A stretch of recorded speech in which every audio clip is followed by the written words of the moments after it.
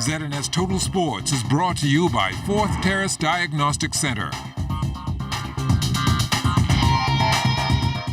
Welcome to sports, everybody. Pro boxing taking center stage tonight in the nation's second city. Our Charles Fisher is there. It was all about making weight and serious stare-downs. All the fighters ready for the backyard rumble. This evening, Bahamian heavyweight Amaro Sanz fighting on home soil for the first time. I'm approaching it very smart because he's more experienced than me. He has more fights than me, but I know I'm more conditioned and I know I'm a better fighter. So we're going in this fight smart, approaching and taking our time. Did we practice on state because I'm the taller guy, so I'm going to keep my jab out. Look for openings, pick him, see where he's open, and that's where we're approaching it. Anthony Cycle Woods will step into the ring against Haitian-American Anthony Pierre. It feels good finding people, man, back at home and get so. All they got to give the crowd a lot of pleading fighter. Right? I come to fight hard, right? But I ain't gonna lie, I gotta try let them last one round, but that one over. In Grand Bahama for ZNS Total Sports, I'm Charles Fisher. From boxing, we now switch to kickboxing, and for more on that, here's Amajal Knowles.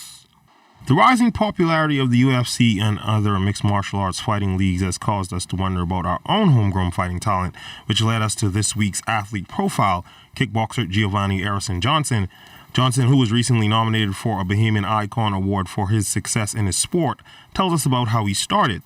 I started in 2009. I was taking up Taekwondo at first, and then I moved on to train with Carlos Echevarria on Camp Azad. Not MMA yet, but it's introductory to Sanda. All right, it's pretty much kickboxing with takedowns, no ground and pound. I had my first two fights 2010, and been training fighting ever since. Mo Fire, as he is called, also explained to our news team how he chose his particular style of fighting and how he found that it works best for him. Start off with Taekwondo. That helped with my kicks a lot. And then I moved on into Sanda, which is Chinese kickboxing. With that, I was able to learn my sweeps, my takedowns, as well as perfect my kicks and punches. After that, I started to incorporate some judo and Brazilian jiu-jitsu, as well as wrestling. And it wasn't until later that I was introduced to a local heel by the name of Scott Clayton, who really refined my kickboxing.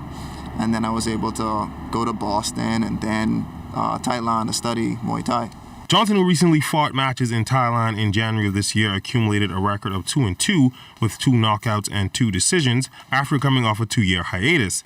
As for what's next, I'm just gonna take it as it comes, but I'm definitely gonna continue to pursue my pro career. I'm looking to travel again, probably hit up Texas, hit up my boy Justin.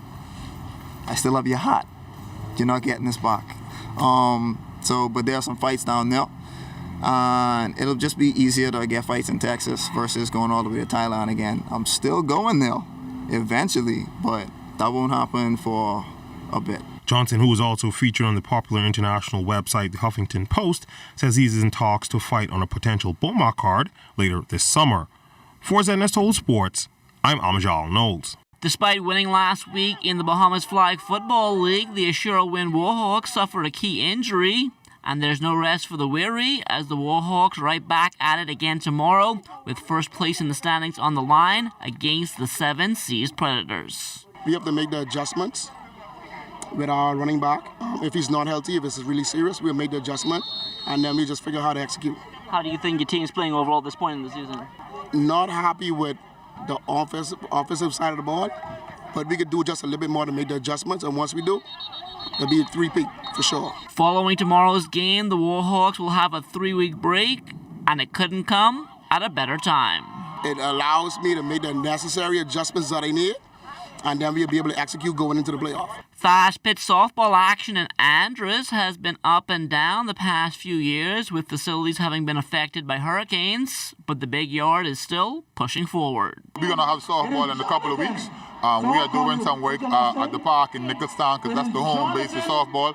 And when we would have completed that park, we will move into Lausanne to do some work there as well. But we're definitely going to have a softball season this year. The season may not be as long But we will definitely have a softball season this year in North Hardross. And that'll do it for sports. Stay tuned and check on weather still to come.